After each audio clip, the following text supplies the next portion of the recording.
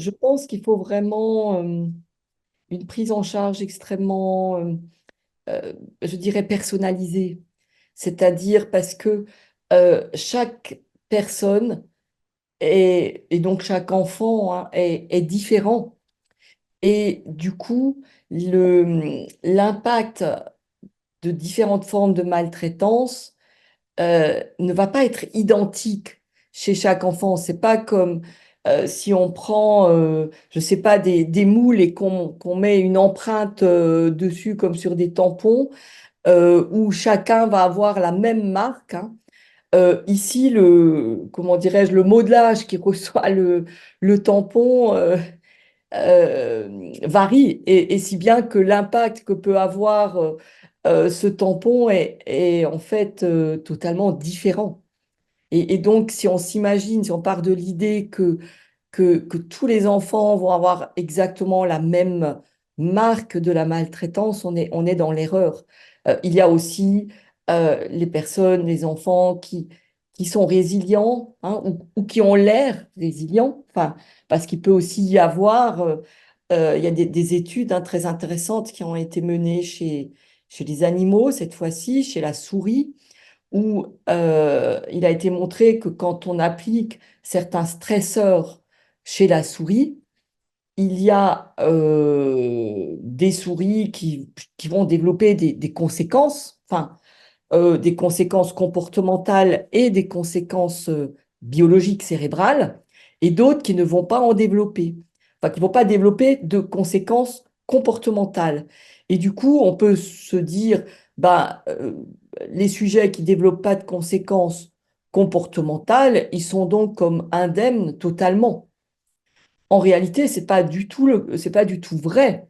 C'est-à-dire, si on regarde le cerveau de ces souris qui sont résilientes, ce qu'on voit, c'est que leur cerveau n'est pas celui d'une souris qui n'a pas été stressée.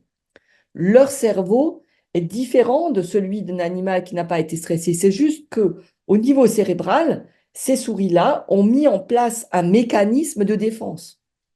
Donc, cette souris qui a l'air résiliente, son cerveau n'est pas celui d'une souris non stressée. Son cerveau est celui d'un animal euh, qui a subi un stress et qui a résisté. Donc cette trace, elle se retrouve dans le cerveau de cette souris et on peut s'imaginer que dans certaines circonstances, cette trace peut se réveiller. Enfin, donc il faut être très suspicieux aussi devant une apparente résilience parce que ça pourrait amener à ne pas proposer de support à des personnes qui en auraient peut-être besoin.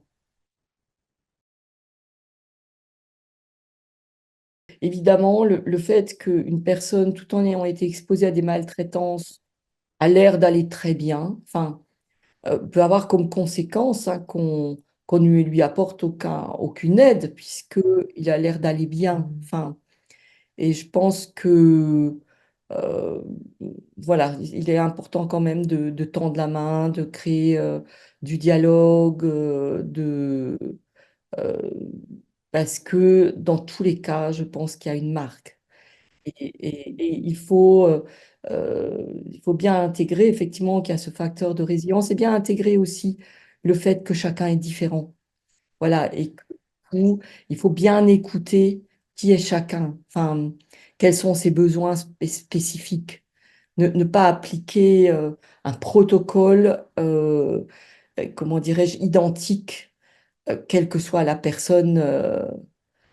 Parce que chacun a sa personnalité et la souffrance ou la maltraitance va induire une marque vraiment différente selon qui est chacun.